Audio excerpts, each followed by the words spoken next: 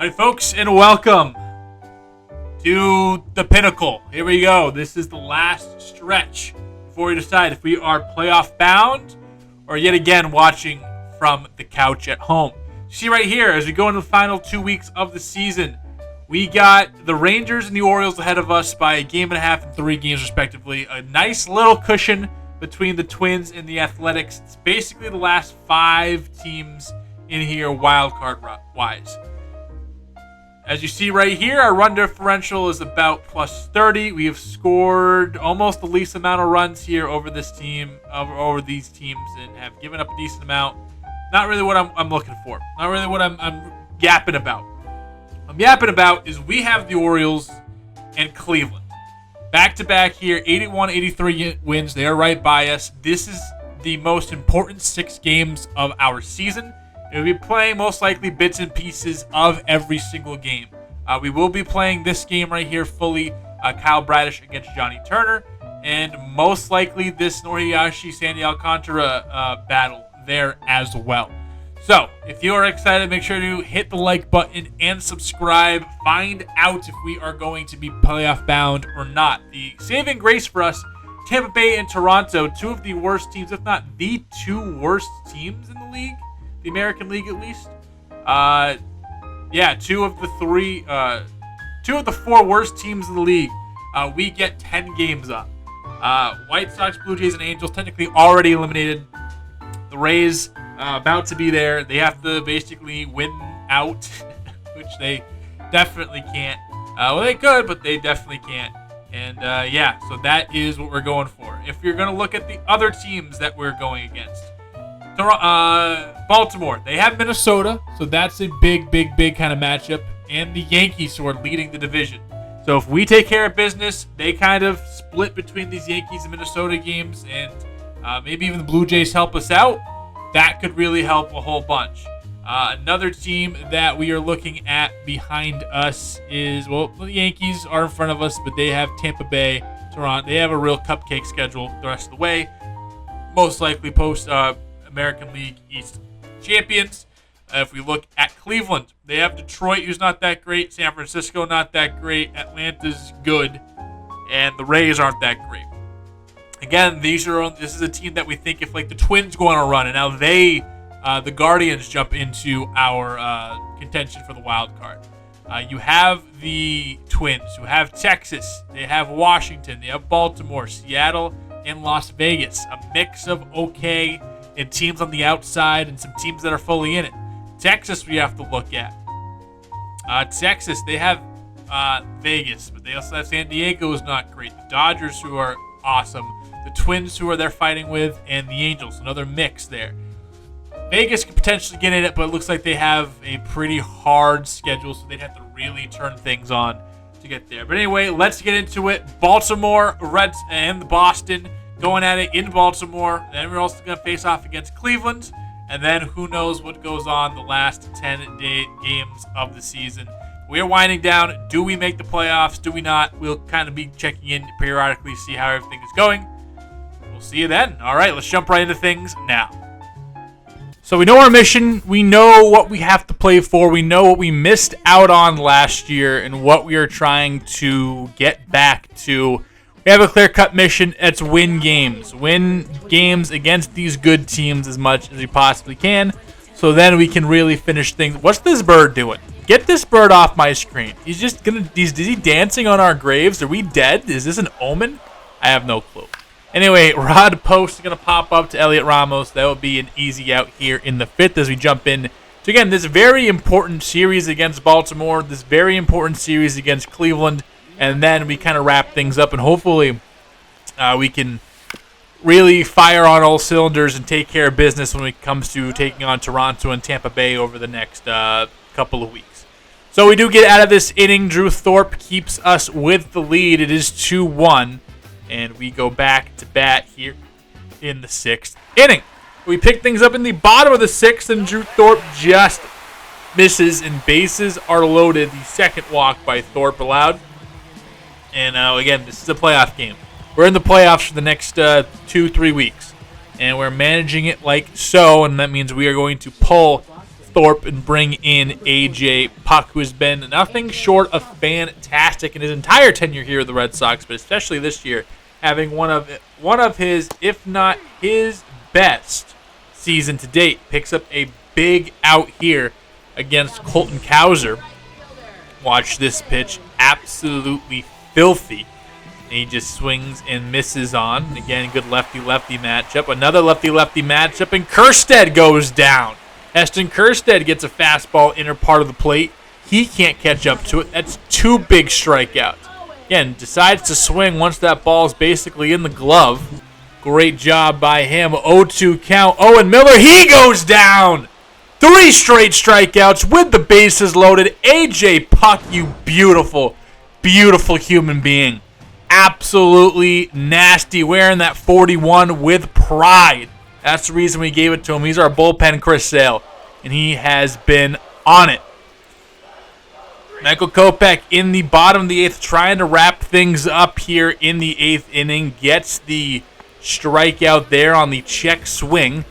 And Teoscar Hernandez 0 for 2 on the day. Is going to ground out to Campbell. Knocks it down. Throw to first. Not in time. It's not quite ground out, but not in time. Campbell kept it from going into the outfield, but couldn't keep him from scoring at first base. Ramos is back and off his glove. Elliot Ramos makes a key error. The run is going to score, and we're tied.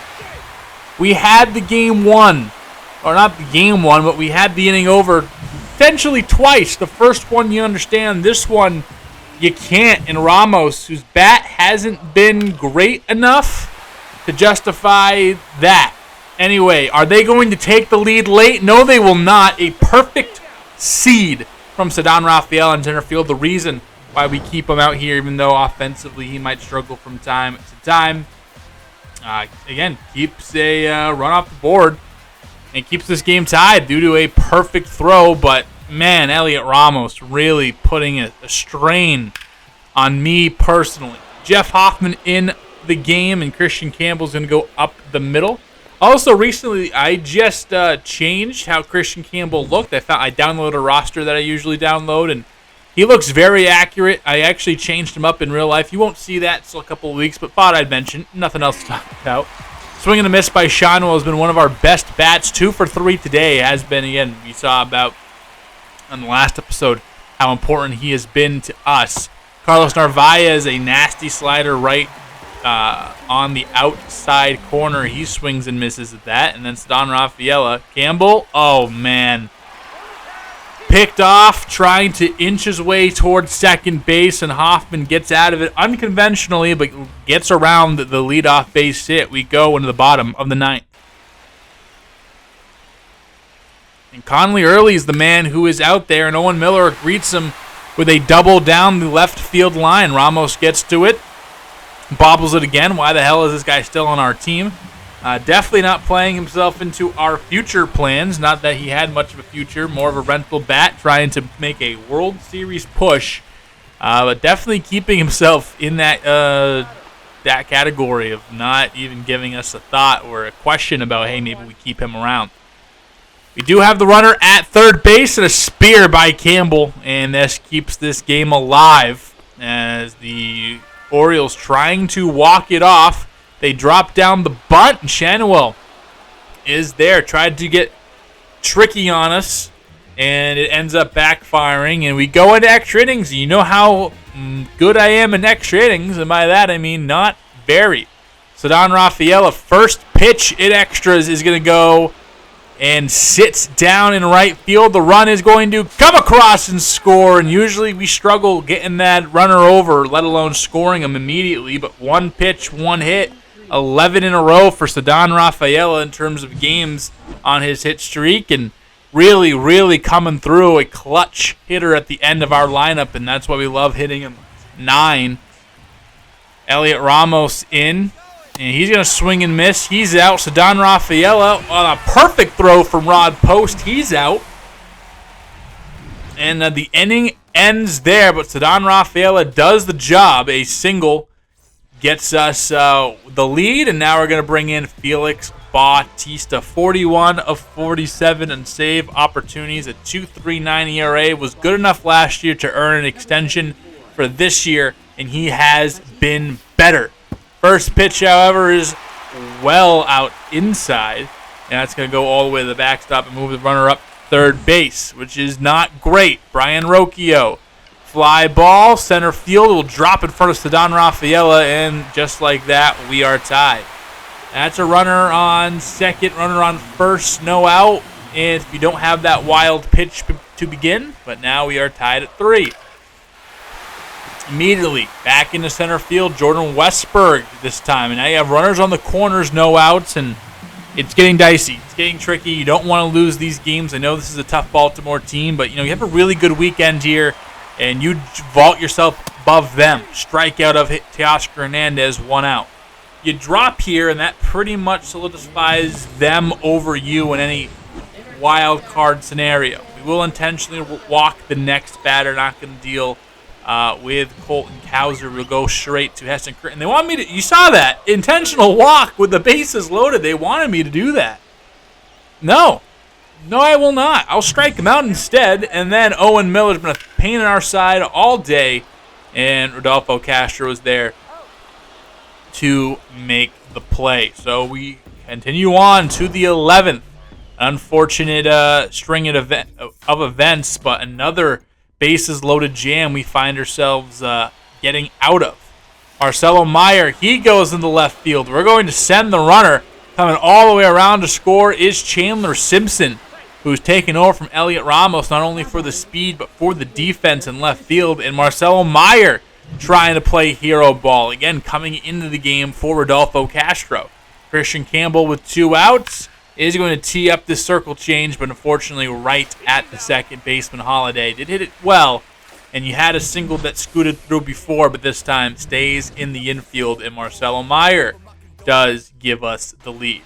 We're going to keep Bautista out there. Why not? And first pitch, or not first pitch, but Samuel Basayo, he's going to double down the left field, or single down the left field line. That's a tie ball game, and my controller almost went out the window. Like a nasty slider that he gets a piece of. We're like, fuck it. We're going to bring in Luis Perales. Don't want to run Bautista into the ground. Obviously, this game's going to have some trickery behind it. I'd much rather have Bautista be fresh enough to go tomorrow or the next day or both if need be. We'll use Perales here, who has been pretty good. The numbers suggest it. The numbers on the back of his card. What a play by Meyer. The attributes suggest that Perales is a good go in this situation. Again, nasty play by Marcelo Meyer. Watch this. Dive to his right on the knees. Almost turned this double play, but Post just quick enough to get there. And another chopper. Meyer is going to go the easy way this time. And we stay tied here as we head to the 12th. I hate this game. This game is so dumb. 23 combined hits, just 8 combined runs. Colton Cowser, good night. Change up left high. Colton Cowser says bye-bye. And now I will cry. Album coming out soon. Yeah, just didn't have it. Perales we're using. It could give us length. That was kind of also another thing. It's like, hey, if we have to burn Perales for the rest of the series, I'd rather burn him than some of the other guys. I don't want to use, obviously we already used Kopech. We already used Puck. Nardi's been good as a lefty guy. So we're just going to keep Perales in, maybe keeping Connolly early. Well, Connolly early was in there to give us that length, but then we went, I don't know. We managed with the highway management. I'm not upset about it, just upset on that pitch that you can obviously see we were trying to go down with. That just floated over the inside part of the plate. The next night is the night that we are going to be highlighting for our full game. As we're going to play a full game against the Orioles, a full game against Cleveland, and then definitely jumping in at some point for most likely the rest of these games. And it's getting serious. Now a 4-game lead over us, and here we are in the hunt we're at. We just actually got bounced out of the playoff picture because of that loss. Teams like the A's, Kansas City, Mostly the A's. I think Kansas City and Detroit at this point are kind of too far down, but we're looking at Houston, who is right there with Texas, and then there's like 4 teams that we have to be competing with, and we just have to be better than all of them. Kyle Bradish has been better than just about every starter this year, so that does not bode well. But we will do what we can do, and we will try our best in this one. Christian Campbell in the first inning, 1, 2, and 3 we go. This one popped up to first base, and Kobe Mayo is there to put it away. So 1, 2, 3 go the Red Sox here in a very, very important game. Most of them will be. It's Holiday, Foscue, and Contreras to go. It's going to be Johnny Turner on the bump. This is his numbers coming back from Tommy John surgery. Missed half of the year last year, the second half. Missed the first half this year. And in 12 games, he's been at best. And you look at that fastball middle that Jackson Holiday does not miss. And that is not a good start to what really is playoff baseball. Again, the rest of the way, we are managing this like it is playoff baseball. You don't want to give up a leadoff home run in the playoffs, now do you? And Turner knows it. Holiday knows it. Everyone in the stadium knows it. Crank, yeah. 423 feet, not a cheapie either. Middle, don't care what the player is. They're going to make you pay at this level. Kobe Mayo almost made him pay here. A little bit higher velocity on the fastball. Forced the pop-up. But you don't want to leave the baseball in that spot to a power hitter like Kobe Mayo either. Jackson Holiday by himself makes it 1-0 O's. Top 2, Tristan Casas is up. He's going to get plunked off that meaty thigh of his. Pause. Wait, what? What did I just say? That's crazy. Elliot Ramos, can you help us from your fuck up yesterday?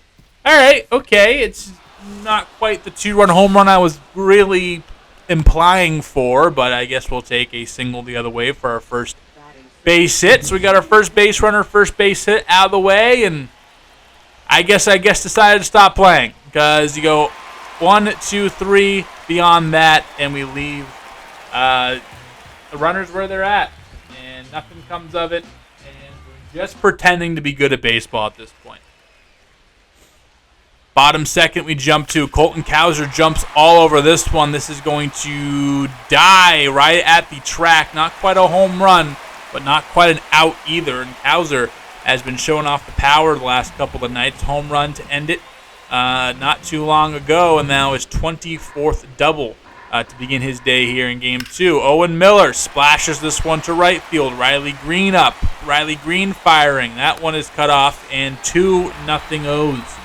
Owen Miller, just a sneaky, upsetting profile. Just going to put the ball all around the yard and do good things for the Orioles. Campbell try to turn 2. They will. Rocchio grounds into a double play. Another universe. Red Sox infielder. Yeah, one of the... Before I started YouTube, the last Red Sox franchise I did, he was one of the backup infielders. Fun fact. Riley Green, fun fact, another Red Sox in a former universe. Had an outfield of him, Juan Soto, and some guy I drafted. It was incredible. 29th double, really tapping into the power here late and really on fire. 10 straight games with a hit. Christian Campbell, this one should have ended up in Bunk's house. If you know, you know. Shut out The Wire. I talk about The Wire a lot more on this series and I thought I would, but shout out The Wire. Very good show. Either way, nothing to show for the double from Riley Green. We're still down 2. In the 4th, Owen Miller again. God damn it. This is going to play to run? It could. Runner hits third base. He's not going to stop there. Meyer, oh no, this is well in time. You see Walker Janik making his major league debut actually in this one. He applies the tag.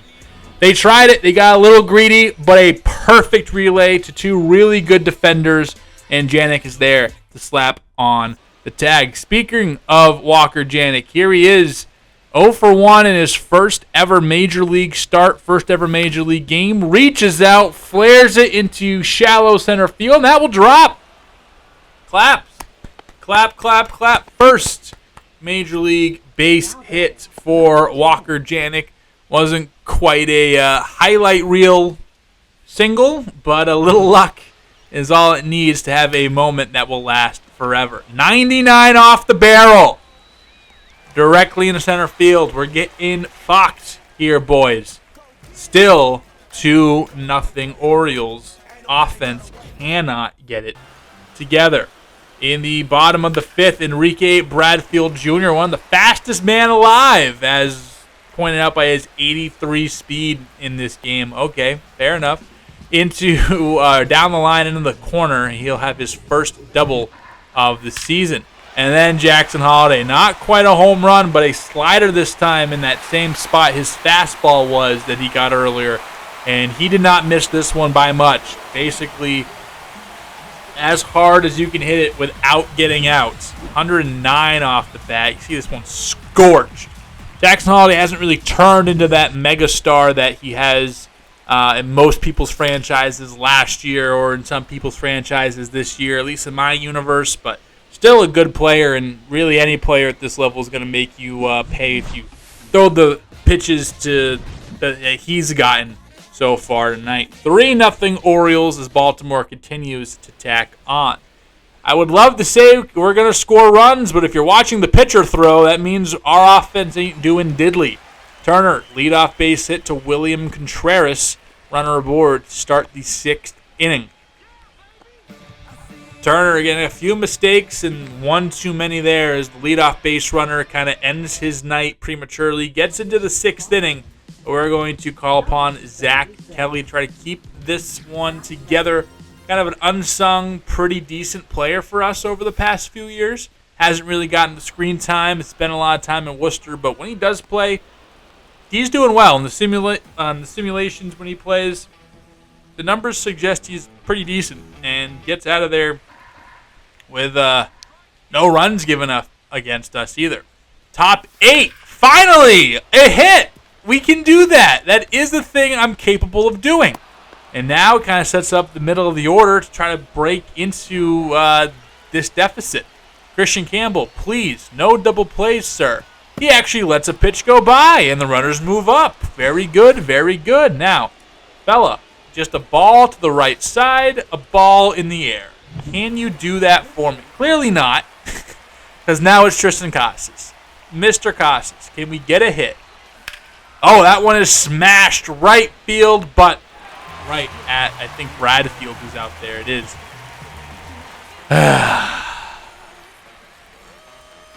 All right, what do you got for us?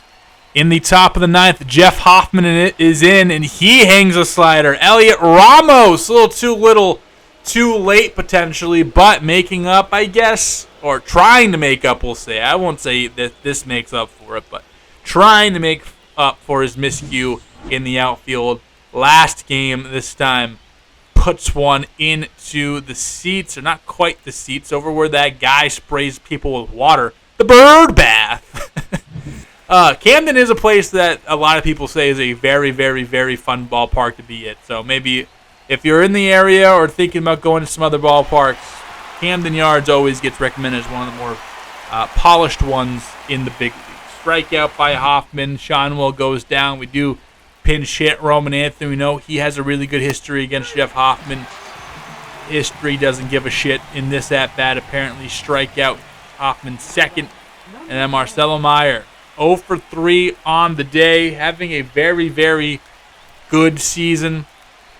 Trying to keep it up.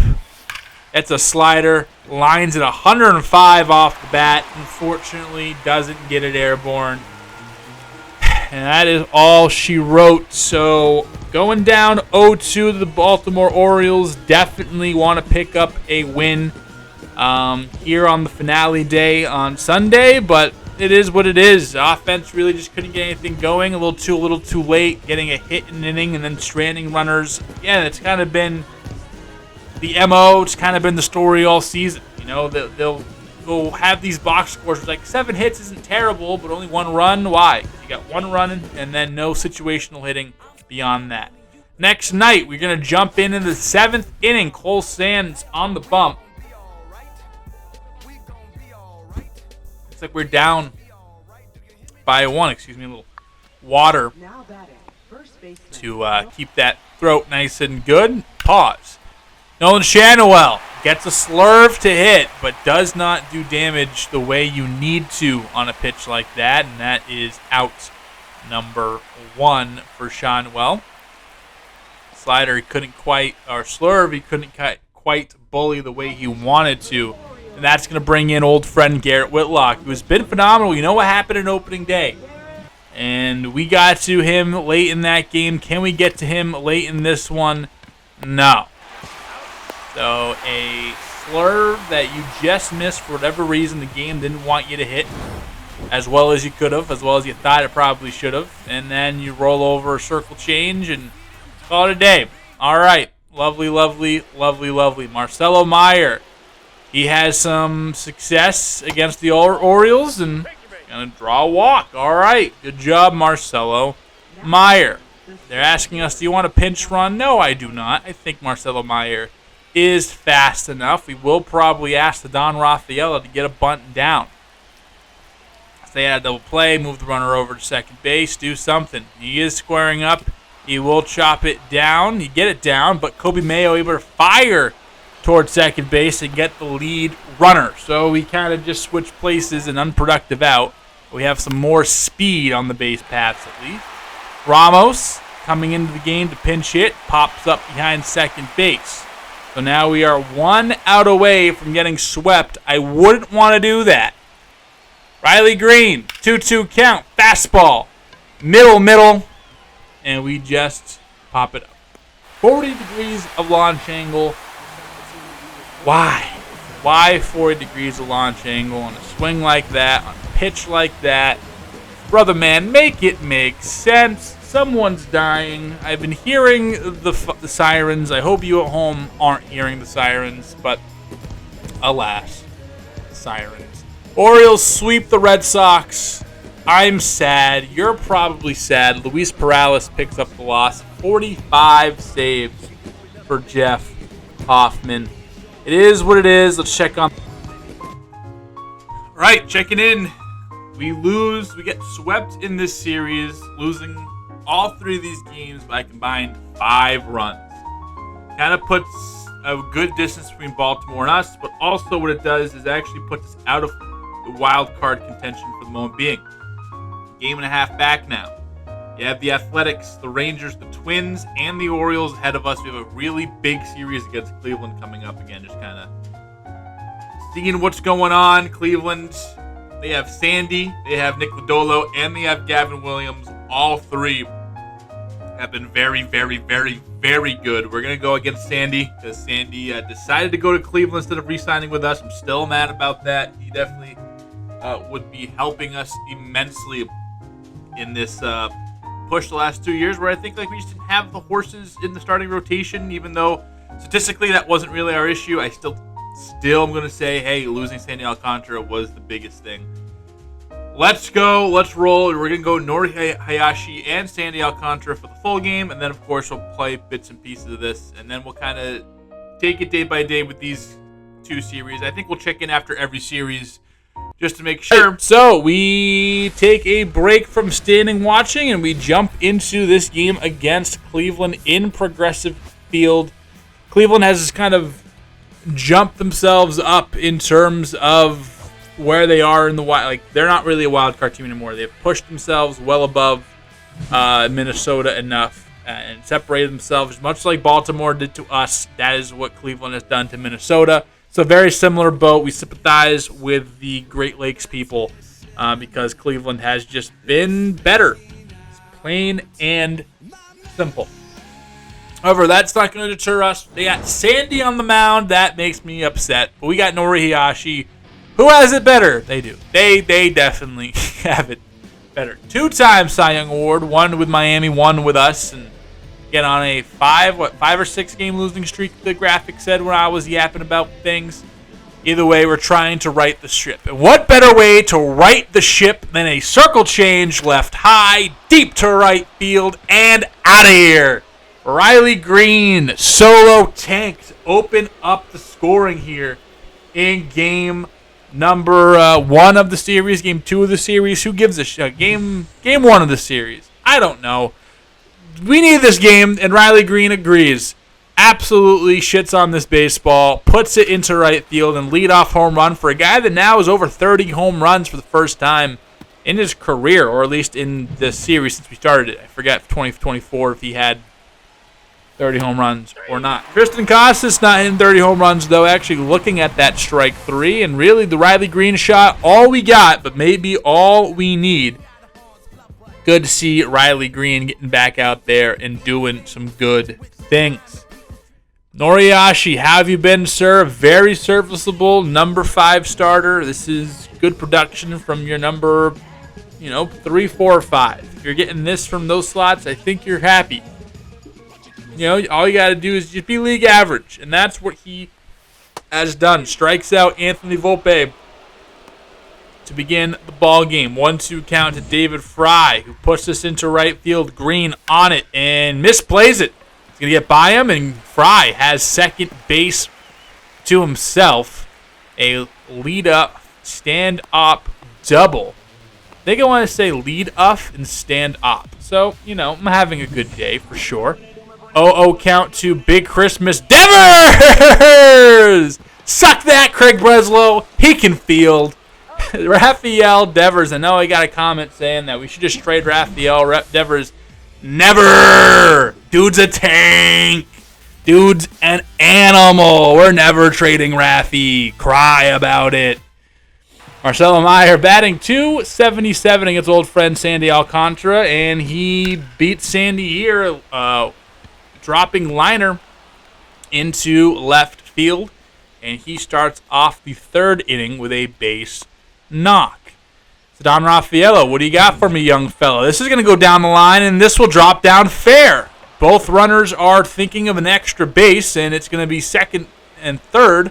Nobody out for the Red Sox. Don Raffaello, 20th double from that 9th spot in the order. But we do nothing with it until Christian Campbell. His swing's so weird where it's like, when you connect with a pitch, you're like, damn, that felt good. But you rarely do. But this time he does his 33rd double of the year, really tapping into that double power. Exactly the type of guy we think he and Meyer can be. He goes gapping, and that plates 2, especially would have been nice. We had 2 outs when those 2 runners had not been moved, and we needed a hit just like that all over that circle change. Casas next pitched a little bit late on the velocity, and that will do it. But Christian Campbell came to play, adding 2 more runs to our lead. It is 3-0 as we head to the bottom of the first third. In the bottom of the 5th, because nothing else really happening, Campbell, that one gets by, and Matt Vierling, for the first time in a long time, Cleveland, a base runner. Campbell couldn't quite get to it. And then a strikeout of Kyle Manzardo for the first out of the 5th. Then 1-2 count to Bo Naylor. He's gone. See you later, Bo Naylor. Have fun. So that's back-to-back strikeouts for Yashi. His 6th of the day. Jeff Huber, nasty pitch. Unfortunately, Huber lays off. And real nice pitch. And then Anthony Volpe, first pitch swinging. Damn, that is a slider that he just did not do enough with. That should have been absolute sky high. See you later. But alas, we get away with it. 3-0 Sox still as we head to the bottom of the 6th inning. 0-2 count on Jokenzie Noel. Boom. Boom. See ya. Slider froze him. Hayashi, not really a strikeout guy. Has like a 13K percentage. 7 as he enters and exits the 6th inning. Carlos Narvaez in the 7th. Victor Gonzalez came on. The offense hasn't done much since that Campbell hit. And, Carlos Narvaez says, here you go, El Capitan. Again, wish he was a little bit better in this game than he has been, or a little bit better in this game just like he has been in real life. Slider, back foot, cranks it, front door, bye. Oof, that's a pretty swing. He has a good swing in this game, too. I think he plays a little bit up over his ratings. We have Andrew Nardi in here, and he is going to induce a flyout with the runner on second base. And for kind of cruising now. Is there anything that Cleveland can do to get back into this game? I sure hope they can. But it's me. It's this video game. They might. Jeff Huber, 0-1 count. He's going to sting one into center field for a big boy. He got some wheels. He's going to stay there at first base, but 90-plus speed for him. He could be eyeing second base at any time. He's going to stay put here. Volpe cranked left field foul. Whew. Oh, if we give a home run to Anthony Volpe, I would have had to quit the game. Devers has to attack this one from an odd angle, throw over to Casas, and that will do it for Volpe. But then Willie Castro does what Volpe cannot. Be good at baseball. 374 feet, just gets it over that extended wall out there in left field. Progressive Field, such a stupid place. I would never do a Cleveland series just because their park. I hate playing at this park. It's just so aesthetically unpleasing. Might be my least favorite park to look at. It's weird. I don't know. I'm sorry to all my Cleveland folks. Shout out my good friend Zach Weiss, big Cleveland guy, even though he likes the Nationals, so I guess me cramming on the Guardians. But I've never liked Progressive Field. Never, ever. All right, rant over. But they do get a 2-run home run and put themselves closer. Tim Herron up against Elliot Ramos. This should be good. Oh, he hit him. That's not very nice. And Ramos is out. We'll see if this is anything to monitor. I think it ends up just being like day-to-day type stuff, so I think we save ourselves here. Chandler Simpson's going to come up, and you would assume second base is his. Takes his lead.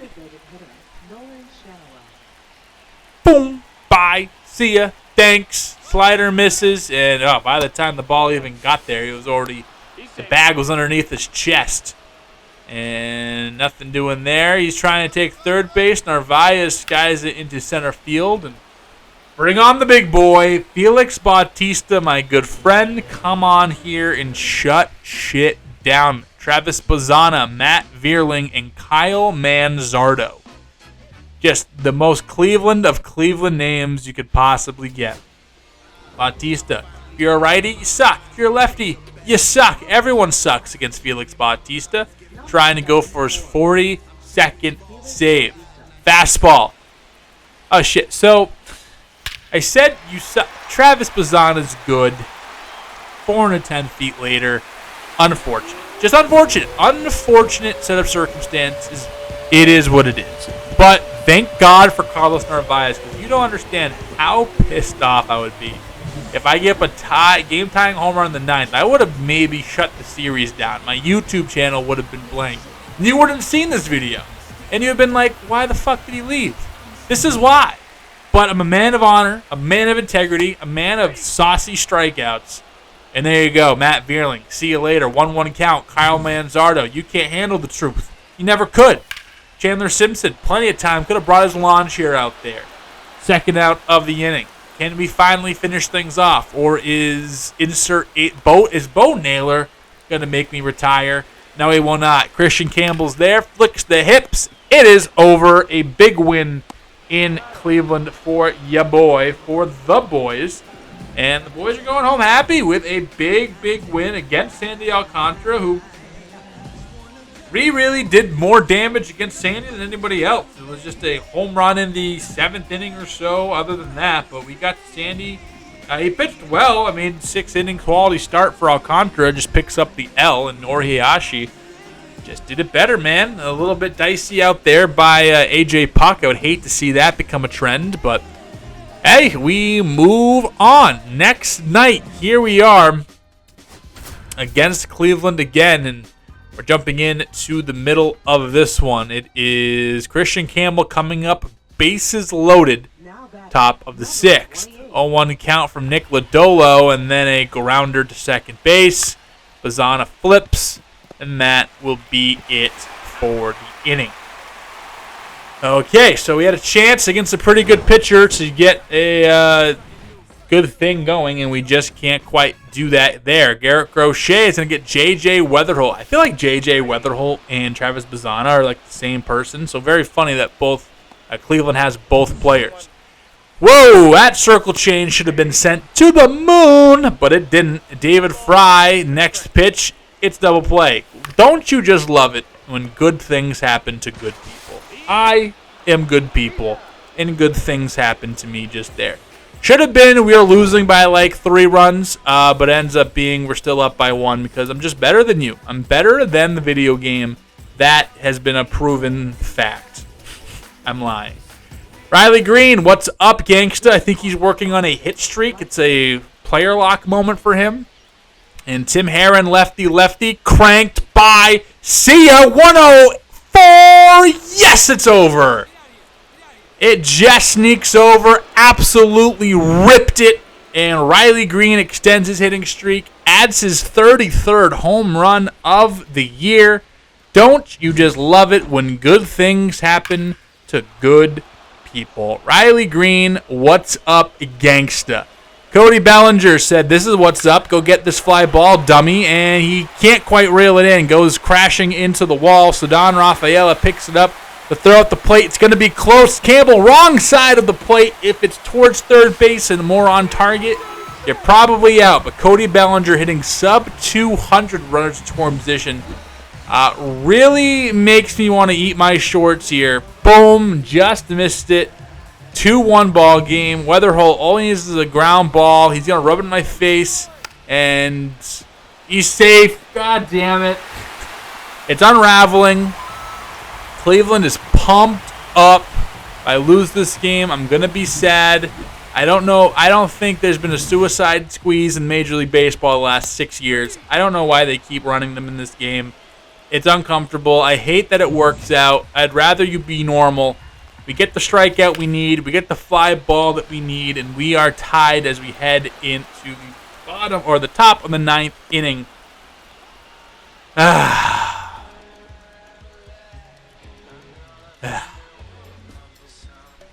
The Narv. Carlos Narvaez again playing because we lost Ashton Fuqua. He's been getting a little bit more playing time. Oh, you hit Carlos Narvaez. You are no friend of mine, Cade Smith. We are going to pinch run Chandler Simpson and just give ourselves second base. Why not? We're going to just make this automatic. Also helps that Don Rafaeli has a higher clutch rating, so giving him a little bit extra stats against probably the best rated reliever in the entire game. Sounds good. Simpson wants third base. He has it. Why not? Stat padding at its finest, but 0-2 count for Riley Green. Now 1-2, and he's just late on the fastball. All right, Cade Smith, cheers to you. Another drink of water.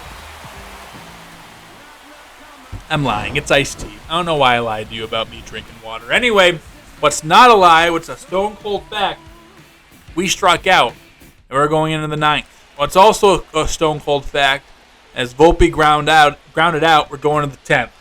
So another extra innings battle. Woohoo! I'm definitely going to perform better this time. Ah, man. All right, let's just get this over with. In the bottom of the 11th, we just fast forward right to it. Fly ball, right field. Green is under it. Some speed at third base. Yep. We lose. All right. Well, as you can see, it's the 11th inning and still the same score. So that means I went at least 6 batters without scoring a single run with runners in scoring position the whole time. I'm just not good at the game. That's just again, and you're not watching because I'm good. If you're watching because I'm good, why are you still watching? I think you watched laugh at me, which is the whole point. It's the whole point. It's the whole point. Riley Green, what's the whole point to you, my friend? Another 8th inning home run? Can we do that? Is that allowed? Trevor Richards, are you going to allow this? Am I foreshadowing? Did I forget what happened? I did. Oh, no, he doesn't a home run. I genuinely forgot what happens here. 8th inning, Riley Green going to attack the pitcher and then comes back. I love that move. It's a veteran move. He walks on the grass as to say, fuck you and the click it claim. Boom. Look at that. Pimps it. Watch it. Drops the bat. Jogs lightly over. You love to see it. We do bring in Felix Bautista to close these losers out. Can we get a win? Win the series. We do this. We win the series. Anthony Volpe sitting on 999 career hits. Well, 1,000 will not come against us, my friend. Walker Janik is there, and that will do it for Volpe. Willie Castro had a home run late in the other game. We still did win that game, but still upsetting. Roman Anthony, what up, gangsta? Alrighty. David Fry, 1, 2, 3. Anthony back out there in left field for some fielding reasons, and he is there to put it away. Red Sox win this one. We win the series in Cleveland, get to 80 wins in the process, and now we go back and check the calendar, see how everyone else did. Hopefully, winning a couple of games, hopefully, and we kind of highlighted who had tough schedules and who didn't. Hopefully some of those teams dropped down and we're able to really secure ourselves a nice little playoff spot. But 43 saves for Bautista. We win the series 2-1 against a really good Cleveland team. All right, so a series win against Cleveland is big. Still, we have some work to do. Right now, a three-way tie with Las Vegas, Minnesota, and us. The Tigers, pretty much, unless there's a collapse somewhere, out of it. The Astros actually are back in the mix with the Rangers going on a nice little run here, and then the Orioles a nice cushion against everybody else. Real tough between these three teams for the West. The Central is pretty much between Cleveland and Minnesota. Minnesota really needing Cleveland to fall off here, so they were happy for us. And it looks like the Yankees have clinched the division. They can kind of coast, and really, as long as they kind of just 500 themselves throughout the rest of the way, they will be the number one seed in the American League. Let's check the National League since we're here. In the East, it's Mets and Braves pretty much. The Marlins are behind them. They are within reach, but they have a uphill climb to get here. The Cubs, nice distance between the Reds and the Pirates. And then the Dodgers, much like in the American League, they have a nice little run over the Diamondbacks. Right now, in that number 2 wild card spot, the Mets, the Reds hold wild card spots with the Pirates, the Marlins, and the Cardinals-ish still fighting. Again, looking back at the American League wild card, Houston, Vegas, and Twins. Who do they have? Let's kind of just see what they got going on. Twins will start first. Since we started this episode, they did sweep the Nationals and then are on the verge of getting swept by Texas. That would help us, I think. Then they have Baltimore. Then they have, what? Look how the schedule kind of just fell for Minnesota. They are fighting for their lives even more than we do. We have a nice little, we still got to get the job done, but we have Toronto and Tampa Bay, which are two of the worst teams in the American League. So that's what we have finishing, rounding things out, which would be very nice for us. They have Texas, they have Baltimore, they have Vegas, and Seattle to wrap up. Houston, who they got? They just finished off losing to the Angels and getting swept by the Phillies. Not what they needed. They have the Mets, who are a good team. They have Chicago, that's not, and Detroit, that's not. So they have to really beat up on these teams and get a series against the Mets, really, to get back into things. Vegas. They have Pittsburgh, who they're fighting for their lives. So Bubba Chandler, Mitch Spence should be a very, very fun game, especially with the seasons both of those guys are having. Then they have the Dodgers, then Minnesota, and then the Angels to kind of wrap it out. And then the Rangers. They have Minnesota, the Angels, and the Padres, but also the Dodgers. So, right now we have the best position. Tampa Bay only has 67 wins, Toronto 58. However, we do need to win these games. We can't really fuck around, to be frank. We have 10 games left in the season. Can we go 7-3, get to 87 wins? Let's see. All right, jumping into the series against the Rays.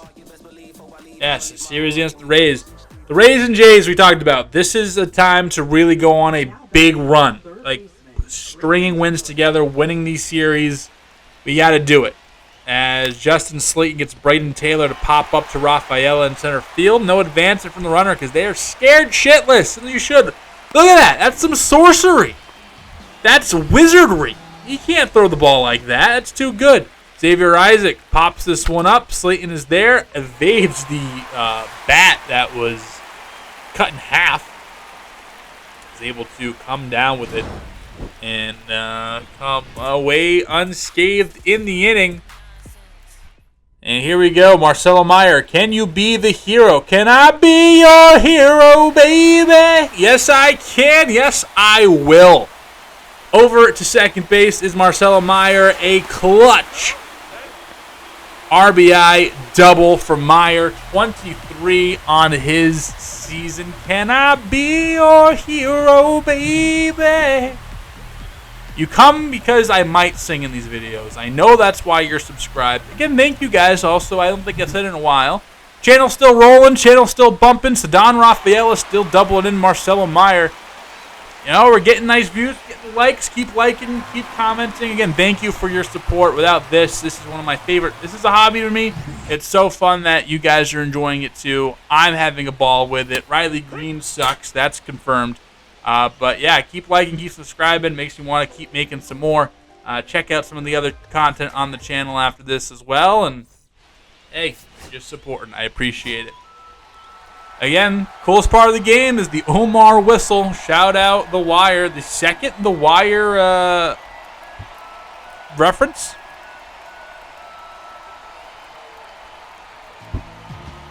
It is a good show. I watched it like a year ago. It is a good show. Felix Bautista, 43 of 50. Saving baseball games. Carson Williams, dead, gone, accounted for, out. Jake Fraley, Rake Fraley, dead, gone, accounted for, out. A little scary. Warning track by the monster, but we do have that insurance thanks to Cedon Rafaela. Alejandro Kirk. See Elliot Ramos. Ball game. Oh my fucking God. We might have to stone Elliot Ramos. Just bring him to Salem. It's only like 40 minutes by train. And then just throw rocks at him till he's no longer breathing. David Hamilton.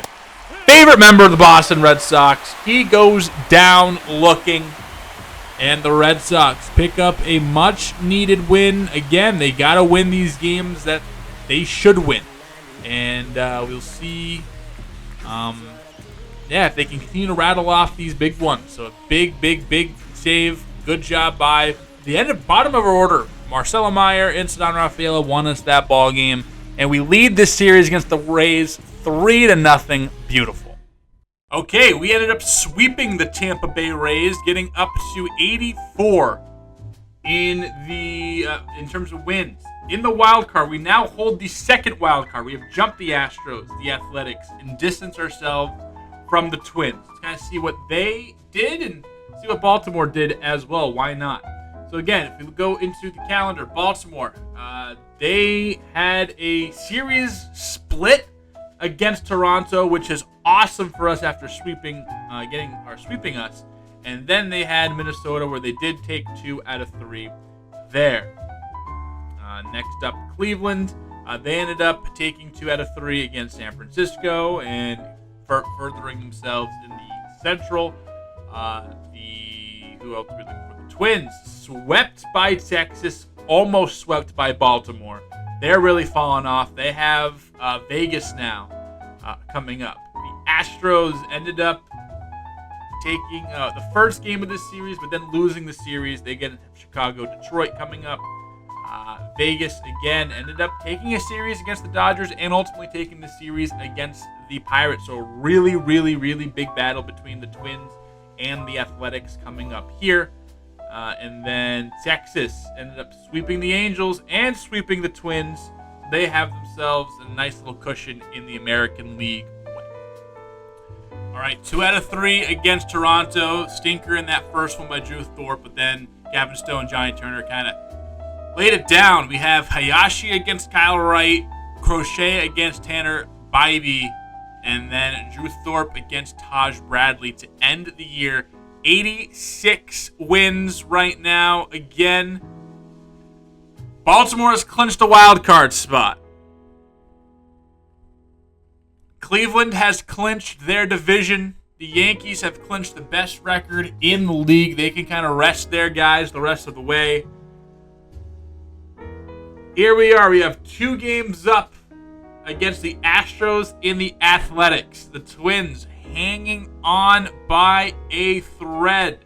And the Rangers and Astros only separated by 2 games. All we got to do, I think, is win 1, and we should be good. And again, we're playing a very bad Tampa Bay team. Baltimore is facing Toronto, so they should kind of wrap things up here. Cleveland, they've already clinched, like you mentioned. Houston's playing Detroit. Detroit, not that good. Minnesota is playing Seattle, who on paper are good, but just haven't performed in the last couple of years. The Athletics are against the Angels, and they're not very good. And then Texas against San Diego. So we'll see what happens. Just got to win these games. Tampa Bay here. And with that, we have won our 7th game in that 10-game stretch like I wanted us to. And we have clinched a wild card spot. And with a 2-game lead, nothing really. We're locked into this game here. Just going to figure out Astros or the A's. Who's going to make the playoffs with us? I think with this, we are taking on Baltimore, which sucks because they have lefties who are nasty. And we got to face them, and it is what it is. But they have Reagan's, Scooble, the whole bunch is what it is. But right now, we have clinched the playoff spot. Simulate this game against Tampa Bay. We will be taking on the Orioles. The regular season has come to an end. Let's check out some statistics, awards, and all of that fun stuff. And here is the playoff bracket. Houston. Oh, wait. No way. Texas fell out. Houston and the Athletics end up. Oh, I gotta check the standings. All right. Well, let's check our stats first. Then we'll check the notes. The end of the season stuff for our minor leaguers. Seeing how they did, and most importantly, how did they progress and where did they still rank? Does our perception of them and where they could potentially be with our system change? Who is to say? Here he is again. We're just kind of checking out what's going on. Oh, as always, we sort by WAR. The first thing I see is Nelly Taylor, a 3.5 WAR. It's kind of plateaued. This is kind of just how good he is going to be. Probably AAA next season. See if that can jump up some ratings. More of a fielder than anything. 9 home runs, 29 RBI, or 29 doubles, 43 RBI. Good amount of walks, still struck out a bunch. 767 OPS, not too shabby. John Norman, what a year for him. This is awesome. This is AAA next year, most likely. Plus 10 against contact against righties. Plus 7 contact against lefties. Power didn't move up too much. Did have 38 extra base hits with 17 home runs in 98 games, 104 hits. Didn't strike out a whole bunch. Walked a good amount. OPS was 829. Had a 3.2 WAR, 9 walk percentage, 18 K percentage.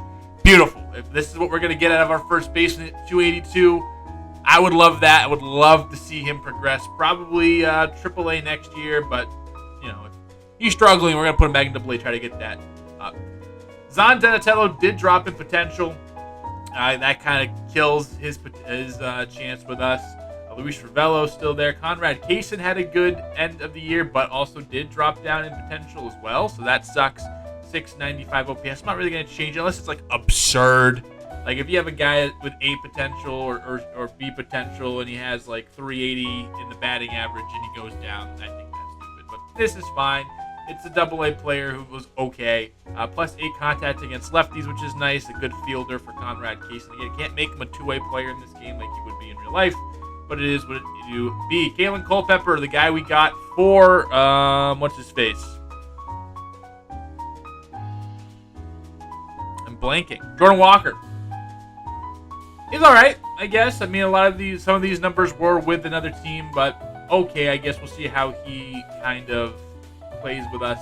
Eddie Zimborski, we kind of threw out there towards the end of the season, has contact numbers and plate skill numbers good enough to be, not all 60 overalls are created equal. Like, there are guys who just I don't want to put in the major or in the minors because they're not going to have good stats and they're going to not progress in the fall. Zimborski doesn't have a bunch of power, doesn't have good bunting, doesn't have good fielding, so it drops his overall. But the plate skills and the contact are close to actually major league ready. So these are the guys you throw in AA so they exceed and then grow even faster. You can tell against lefties did really, really well. The power and contact was up. And in 61 games, we brought him up for the 50th episode of the series, which was the scouting episode or the minor league episode. We kind of just kept him up there. He did all right. He did fine. Alan Castro, he went back to a deep potential. Again, more depth for us. Dominique Alez had an awful year. -9 contact against lefties, but did have a +6 power. Only played 99 games. Didn't really hit very well. A negative WAR. Ended up breaking his hand, and he missed most of the rest of the season. So not great about him. Roberto Hernandez got a big power boost against lefties, so now a real lefty killer. But didn't have really the best year with the stick. And Hedbert Perez definitely did not have a good year. And he, again, dropped down to the potential. So overall, Hernandez still one of our top trade chips. Can play defense in the major leagues right now. Athleticism is up there at 25 years old. The contact power against lefties is really good. Maybe a trade chip for us this upcoming season. And for the most part, we really love what John Norman did. Sucks to see what Dominique Alez did, but for the most part, those were our two big guys here at the AA level. In terms of pitching, how did everybody do? Again, we are going to move through WAR, and this is kind of where we see these big seasons. Tino Saucedo continues to be nasty despite not being good. We are going to convert some of these guys to relievers in the offseason, and I'll explain when we get there how we're going to do it. There is going to be kind of a way we go about it. So a guy like Tino Saucedo could potentially save his career a little bit as a starter. He's not going to get much better, but make this guy a reliever maybe is a little bit better. Again, I'll explain how we're going to do it then. But there are a couple guys we are going to convert to a relief pitcher, and I'll do that around the league to kind of balance it out. Sean List was awesome in his first year. Again, this was a guy with just like high floor, low ceiling kind of draft pick, and that showed up here.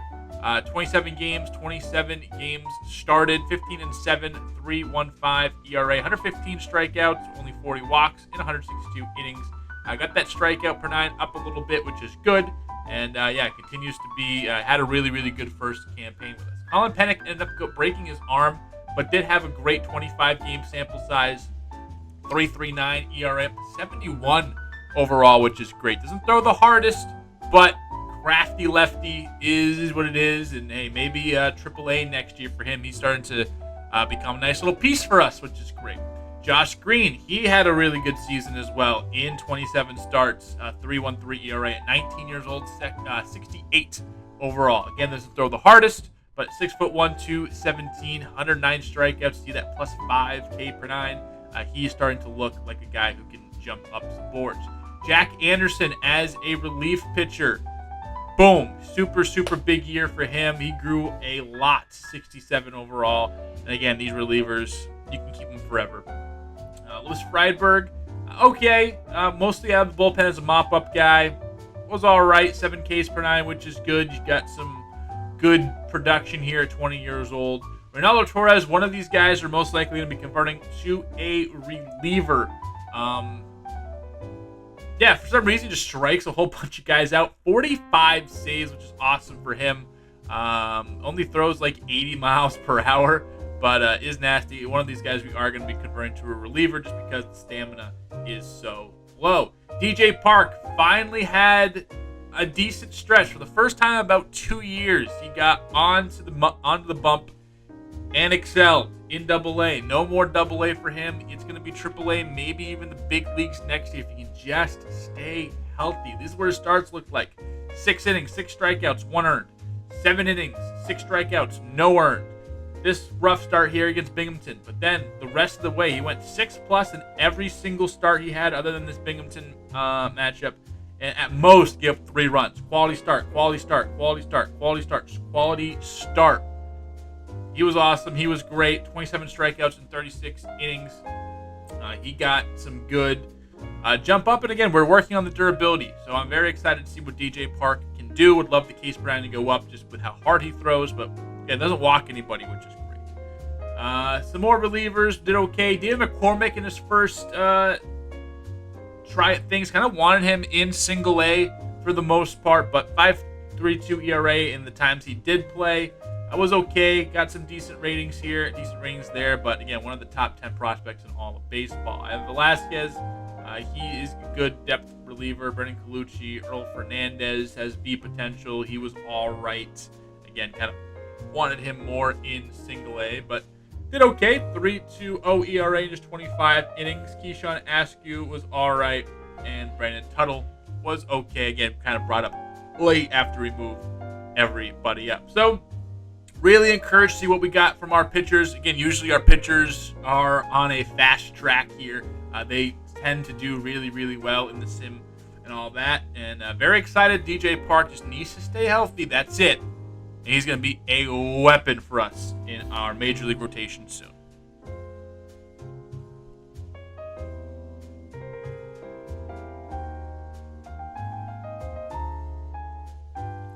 All right, here we are in AAA, and we got some big years from guys we needed big years from. First off, Kevin Alcantara. Definitely going to be on the Major League roster next season, probably as a bench outfielder, but he is rearing and ready to go at 78 overall, plus 6 contact against righties. Kind of did okay across the board. 27 doubles, 12 home runs, 60 walks, just 88 strikeouts. Really, really improved the eye and the vision and the discipline.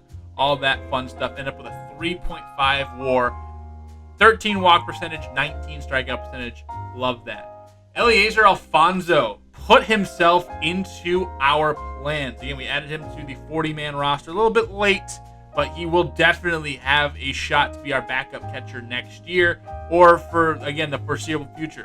If the bat's just okay in the fieldings like that, then you will... Excuse me, I sneezed. I cut that out probably. But you will take that, especially as a backup catcher. That is fine.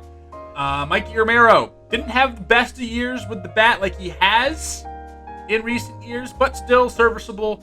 We'll drop -1 contact against lefty, but pick the power up. Again, fringe major leaguer, maybe a guy we look to maybe trade. He could get a decent value, maybe just like another low-level minor leaguer. Theo Gillen, finally a big year for him. He will be our starting third baseman next year, unless something crazy goes down. But 61 walks, 16 home runs, 27 doubles, and 16 stolen bases. OPS 780, was fine in the field, 10 errors, but again, I think he's going to be just fine over there. Again, we don't really throw big defense out there if you're going to give us really, really, really good batting production, offensive production, and can play everywhere. So even if he struggles in his first year, this is a guy who's going to be a utility player. Just 24 years old as well next year. Very excited for Theo Gillen to make his Red Sox debut with us next season. John Rhodes, more depth. Hogan Windish, more depth. Onyx Vega, just more depth. Weston Wilson, I guess, sure. Carlos Cortez, depth is actually dropping a little bit. Jace Bowen, the depth just dropping a bit. Robert Poisson, maybe that guy. Maybe we could be like a filler in a trade somewhere. Has good speed, decent batting as a switch hitter. This is a guy who used to be one of the top prospects in baseball. Just really hasn't found it. Edison Paulino, just depth, and AJ Vukovic, just depth. So, for the most part, the guys we talked about, these 4 are really only like, hey, guys could be on the major leagues, and 2 of them will be on the major leagues next season, and maybe 3 of them. Maybe all 4 of these guys. This might literally just be our bench next season. It very, very much could be. So we will see about that. On the pitching side of things, as always, let's just sort by WAR to get it over with. Christian McGowan, real nice season as some pitching depth for us. Jairo Solis, some more pitching depth, but 76 overall with that four-seamer that hits near almost 100 miles per hour. Ks per nine that way. This is a guy that, hey, maybe he's going to be in contention. The guy maybe he's 40-man rosterable this upcoming season. David Sandlin, another guy that, hey, maybe this guy is more of a reliever. And again, we'll talk about our how guys are turned into relievers, what we're going to do with them next offseason. This is a guy that potentially could be in the running for that. Chris Murphy, a guy who can potentially be on the Major League roster next season as the bullpen lefty. Hasn't played in Boston since forever, but again, we just kind of been working down here, letting him catch up to 69 overall, and had a really good season. Shane Drohan continues to have good seasons. Who knows if he ever makes the major leagues. Todd Rudy started off the year very, very hot, kind of fell down, but as a lefty is really, really good, kind of capped out to where he is at the moment, but another guy who is in reliever conversion territory. Jacob Webb, fine season. Luis Guerrero, real nice season, 71 overall. Lucas Braun had a real nice season, +6 overall to his K per 9. He's a guy that, hey, could be a major league arm at some point in his career. Austin Vernon, depth reliever. Clay Helvey, depth reliever. Actually dropped down to a D potential. Sam Bachman. Maybe does he finally crack the major leagues with us next season? Maybe so. He has decent ratings. And then Brian Mott, another guy who could potentially be in reliever conversion talks. He was okay. Did get his first cup of coffee in the big leagues with us. Didn't go phenomenally, but a guy that we like his skills. We think we can keep him around and think we can make him decent if we convert him into a reliever. As always, we will sort by WAR, and best season by WAR, Marcelo Meyer. And look at this, real big breakout season for him. Played 125 games, 122 hits. Had the extra base hits, kind of akin to his 2026 and even last year, but just did it way better. Drove in more ones, walked a little bit less, but struck out a whole bunch less. 275 average, a 790 OPS, and one of the best shortstop defenders. He has a 4.5 WAR. Nolan Shonwell, who has been awesome since we acquired him, really has led us to this point in the season. 26 doubles, 23 home runs, walking as much as he's striking out. It's been a consistent threat. He's kind of struggled a little bit, but in the last 10 games has heated back up, which is great to see. Rafael Devers, another MVP-esque season. Probably won't quite hit it. Just missed 40 home runs, just missed 100 RBI.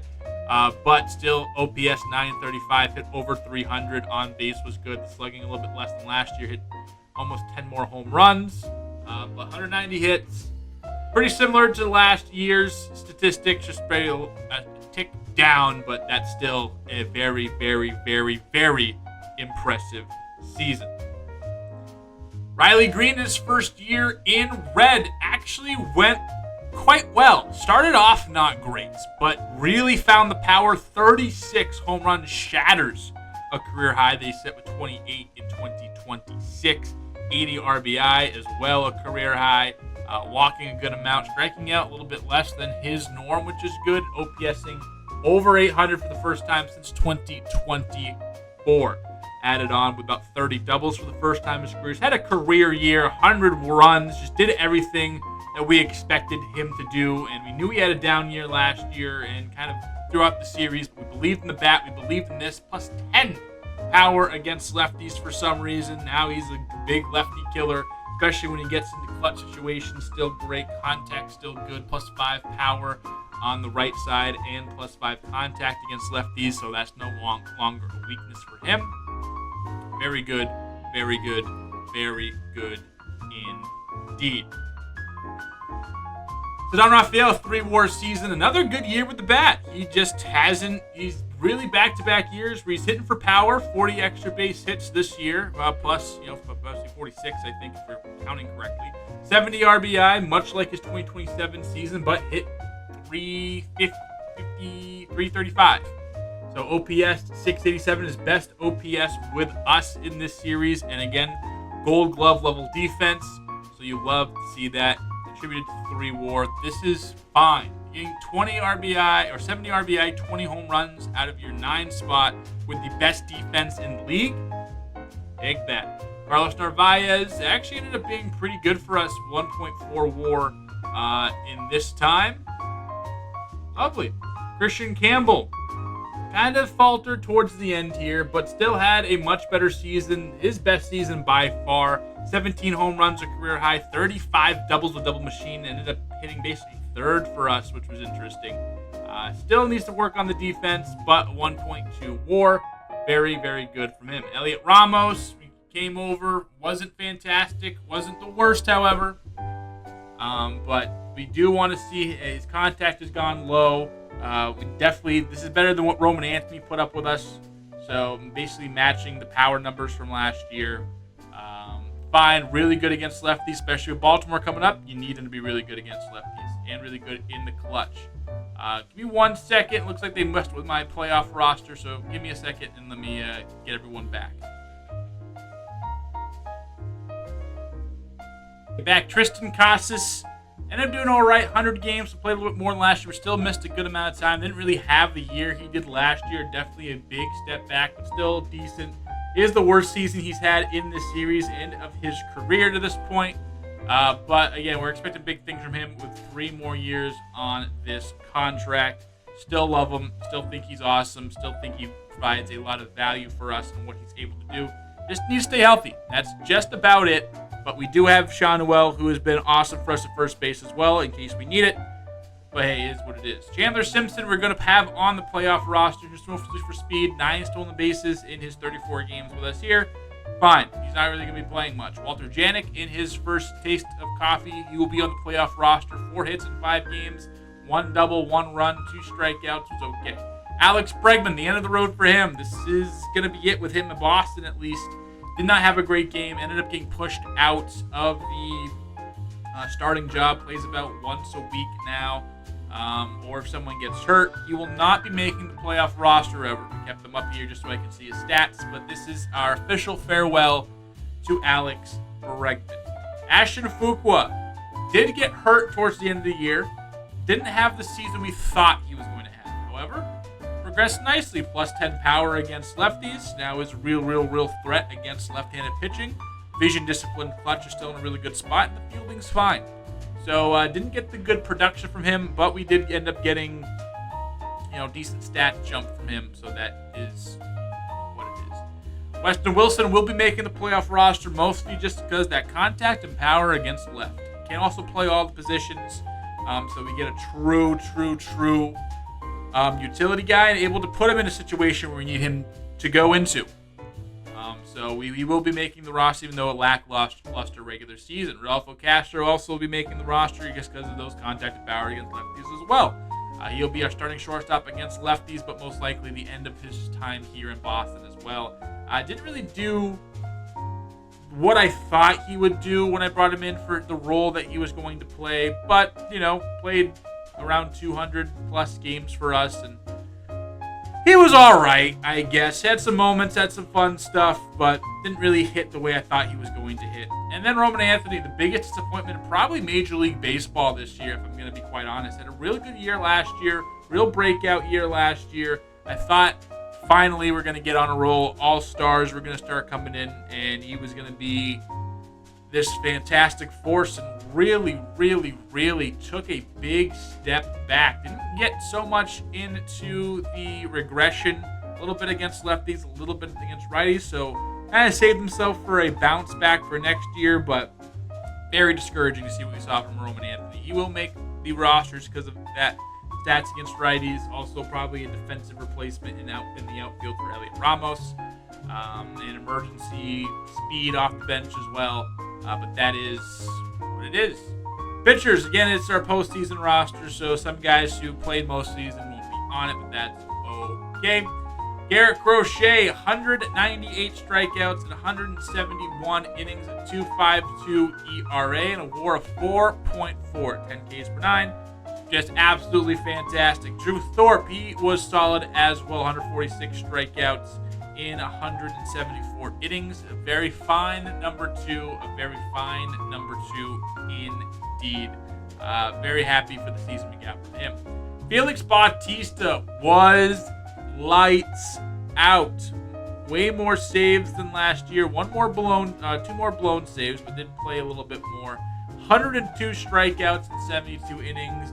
Absolute demon. 2.25 ERA. Didn't fizzle out last year like he did, or fizzle out to the end of the year like he did last year. 6'8", 285.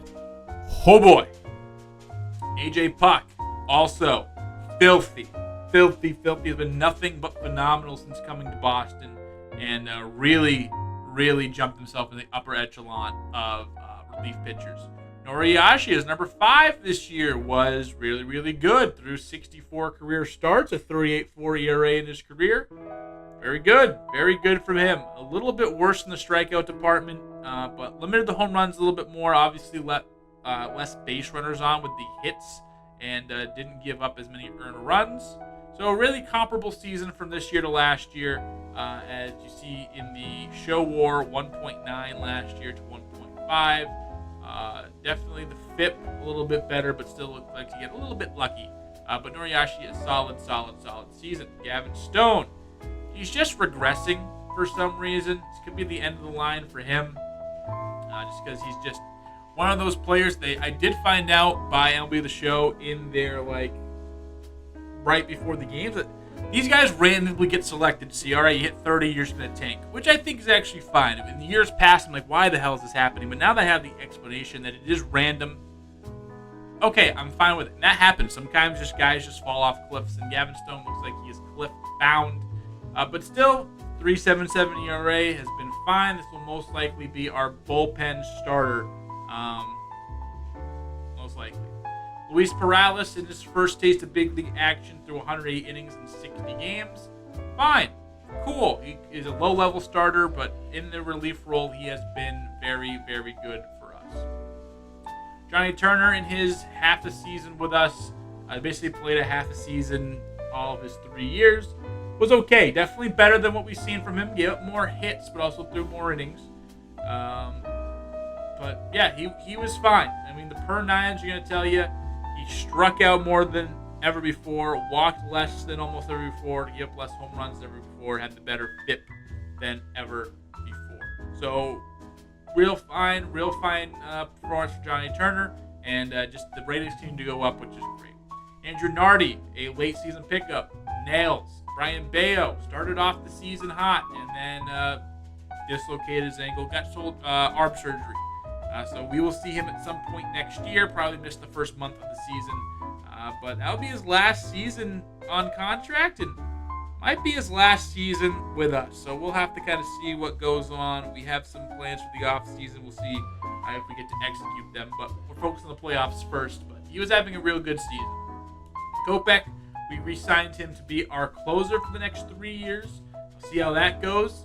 Definitely used him more than any other season. And first year, he really had a ERA over 2.5, and really a lot of it came towards the end here. 3 runs here in an inning in the third, 2 runs here in 2/3 of an inning, 2 runs here against Cleveland.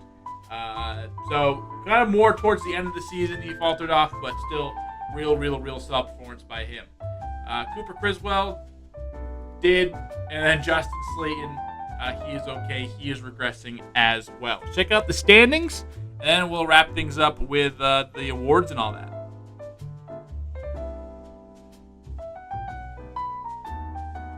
So here's how the wild card ended up going. Astros tied with Rangers, Athletics, Astros all tied with the Rangers losing 6 in a row to blow it. That's crazy. That is crazy. Astros beat up on the NL West. The Athletics had a winning record, and the Rangers just couldn't. That is nuts. Ended up getting eliminated. And then the Athletics and the Astros find themselves in the wild card. But the Astros actually won the division. So that is super fun, super interesting. That's sick. That's real fun. Again, and then the wild card here, Marlins got eliminated towards the end. It's the Mets, Diamondbacks, and Reds. Pirates lose. Paul Skeens, I think, is a free agent. We'll see where he goes. That's going to be the real get of the offseason. But yeah. Let's check out the league leaders first. Looks like Eric Crochet led the league in strikeouts. Aaron Judge, a bounce-back season after having a real tough, I say real tough like he did an OPS over 850. But back into the 1,000 OPS. Is regressing, but he is also 36. But still a very fine player. Wins a batting title. Matt Wallner, nasty with it. He also is up there. And then we had Toby Brady, who we didn't have Toby Brady, but Toby Brady, a rookie. Real good season from him. And Rafael Devers and Nolan Schanuel in the top 10. In hits, Devers actually led the league in hits with Gleyber Torres, which was fun. At bats, Jeremy Pena. Doubles, Isaiah Kiner-Falefa ended up leading the league in doubles, with Devers here tied for fourth with 42 with Bobby Witt, Wyatt Langford, and Aaron Judge. Triples went to Toby Brady as well with Julio Rodriguez. He's nasty as well. Jordan Westberg was there. We'll see him next episode. Home runs went to Alec Burleson and Rafael Devers. So Devers, 4 straight years basically having the quote-unquote home run crown. We'll share it with Alec Burleson, who had a career year. Only played in 20 games for Detroit last season. Ended up playing in 160 a full season and did work. Very, very, very happy for Alec Burleson, I guess, especially against righties. Riley Green was right there as well with 36. He was top 3 in the American League in home runs. Silver Slugger most likely on the way for him. Guerrero and Judge led the league in RBI with Burleson right behind them. Riley Green and Vladimir Guerrero, only 2 American Leaguers over the century mark in runs. Devers right behind them at 88. Stolen bases went to Jose Caballero. I think as a team we stole the least amount of bases. We'll have no one there. David Hamilton would be nice to have at this point, but I'm fine with the package we got from him. Michael Garcia, also a really underrated base stealer and underrated player as a whole. Walks went to Tucker and Glad, with Devers right there, top 5. On base percentage, 3rd was Devers. Slugging, 3rd was Devers. OPS, 3rd was Devers. So on base, slugging, and OPS, all 3 guys were in the top 3 in the same order. Pitching wins, who gives a shit? But Ryan Pepio is the wins leader. Garrett Crochet had the least amount of walks against all qualified pitchers with Tarek Skubal and Grayson Rodriguez there. So watch out. Those 2 we're probably going to be facing off against. Yikes. Saves, Cade Smith and Emmanuel Clase, 2 former teammates. Smith will be a free agent this year, both with 51.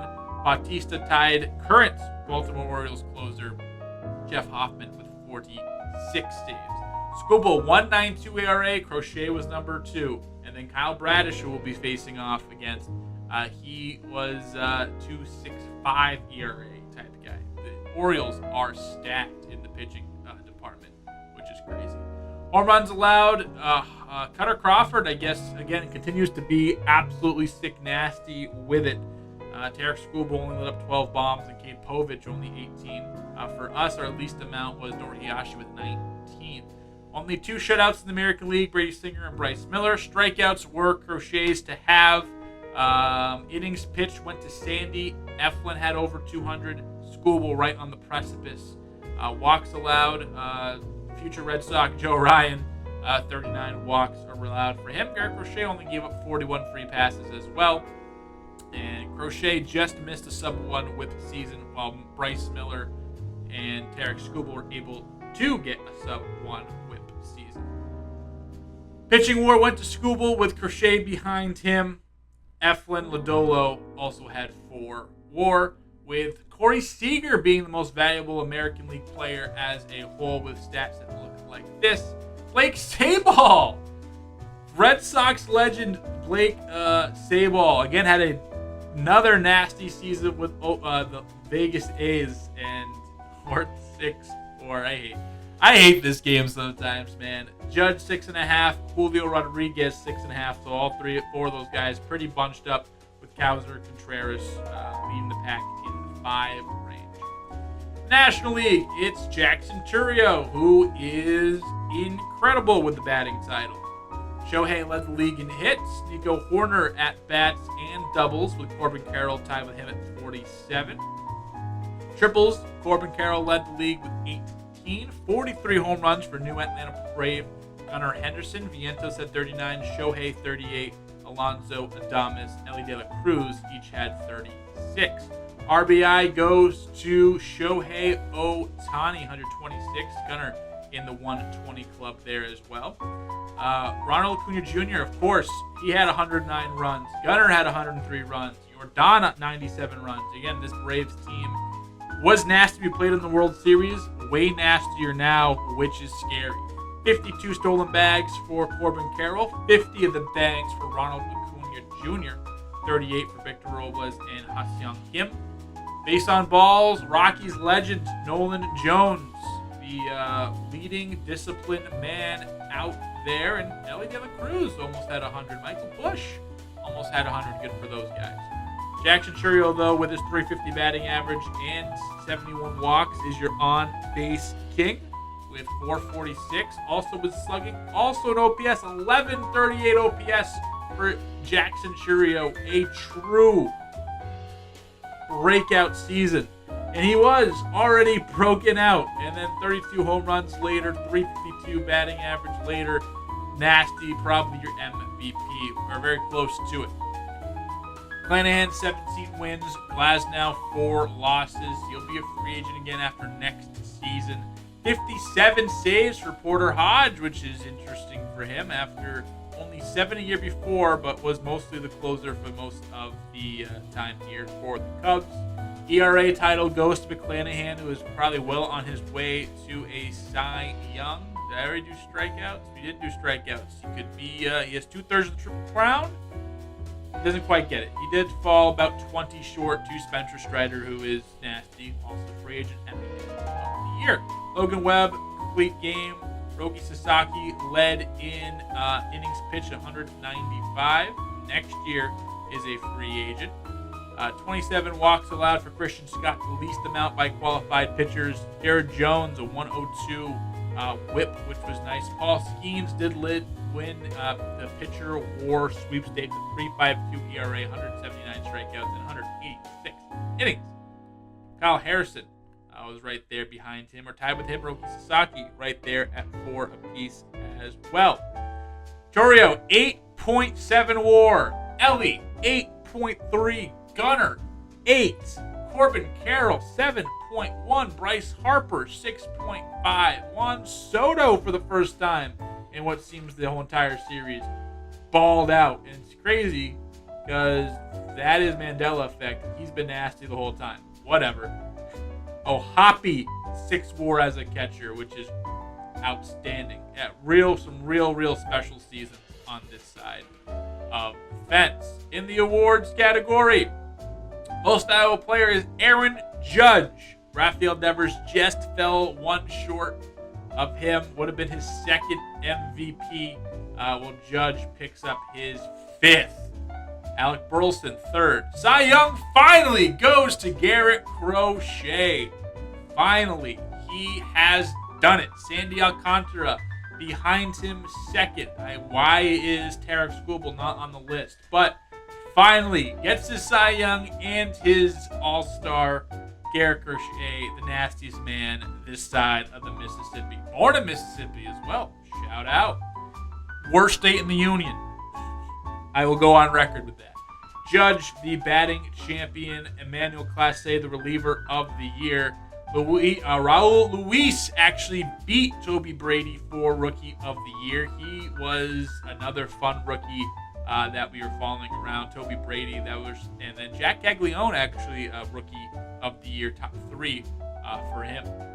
So good for Raul Luis. Good thing for Toby Brady and the likes. Aaron Judge, he was your Hank Aaron Award winner. Basil Padilla, a Red Sox in another life, as a 20-year-old, wins a Gold Glove. Good for him. Francisco Alvarez, a Gold Glove catcher. Nolan Shanwell wins the Gold Glove here at first base. Very, very nice. So we get some hardware in that department. Andres Jimenez, former friend Brendan Donovan, was in the running. Michael Garcia. Marcelo Meyer just beat out by Carson Williams. you can make the case that the two best fielding shortstops are in the American League East. And those two guys are nasty with the glove.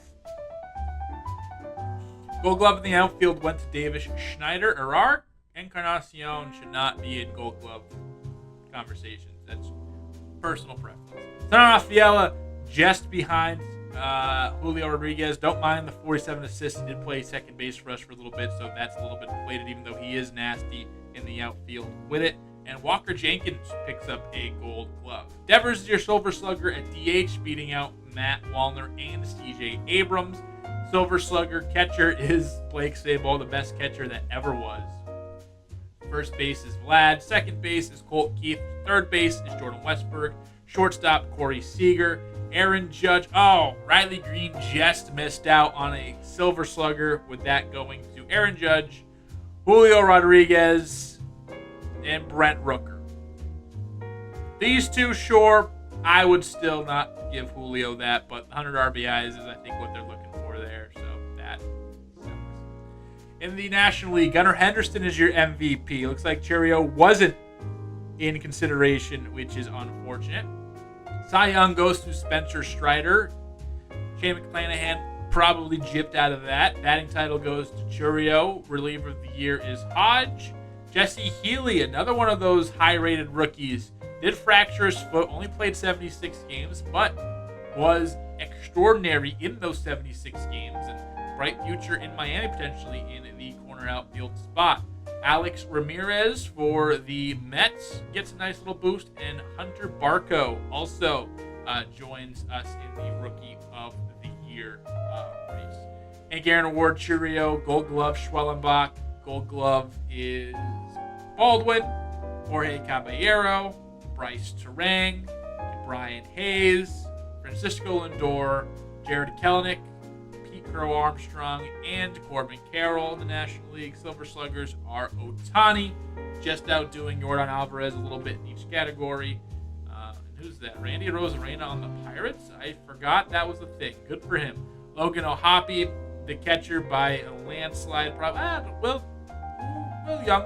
Oh, Connor Wong. Hello, sir. What are you? Why? Oh man, I hate Connor Wong. What a jackass this guy is. 4.2 WAR season, basically a little bit better than his 2027 with us, but what a jackass. Bryce Harper at first base, Xavier Edwards at second base, Mark Vientos at third, having a mighty fine season right as his contract is expiring. Gunnar Henderson just signed a new contract, continues to be that same old Gunnar again, his first MVP award. That mantle is looking mighty fine. Outfield is Churio did not get a Silver Slugger in the outfield. That is dumb. Juan Soto, Gary Cerna Ruiz, another auto-generated player who is having a nice time out here. He gets a Silver Slugger, and Ronald Acuna gets one. Like, Churio had better average, more home runs, more RBI, I guess less runs. Whatever. So, that's going to wrap up this pretty long episode here, as always it is at the end of the year. But us against Baltimore, the American League East bracket, us against Baltimore, and then the Yankees. Whoever wins gets to face the Pinstripes. Houston and Vegas against Cleveland, and then the winner goes off and faces Cleveland. The other side of the bracket, Cincinnati, Arizona to face the Dodgers, and then Atlanta and the Mets to take on the Chicago Cubs. All right, guys, can we do it? Well, we will be playing again the Baltimore Orioles with Kyle Bradish, Cole Reagans, and Tarek Skubals going third? Okay. We'll see you then. Crochet Bradish when we tee things off on Tuesday. We'll see you next episode, ladies and gentlemen. Do we have what it takes to make this deep postseason run? I sure hope so. See you then.